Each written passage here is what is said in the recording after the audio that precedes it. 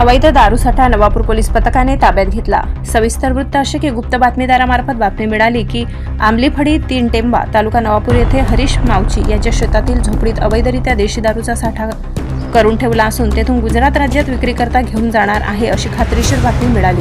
त्यानुसार नवापूर पोलीस पथकाने 12:30 सुमारास बातमीत नमूद ठिकाणी छापा टाकून पाहणी केली असता सदर ठिकाणी 2 मोटरसायकलसह मेहुल राकेश नायका राहणार 3 टेंबा तालुका नवापूर, अतुल मुंगा गामित राहणार पटेल फडिया तालुका उच्छल गुजरात हे संशयितरित्या मिळून आले। त्यांना विचारपूस करून त्यांच्यासह शेतातील झोपडीची झडती घेतली असता झोपडीत देशी दारूचे 50 बॉक्स मिळून आले।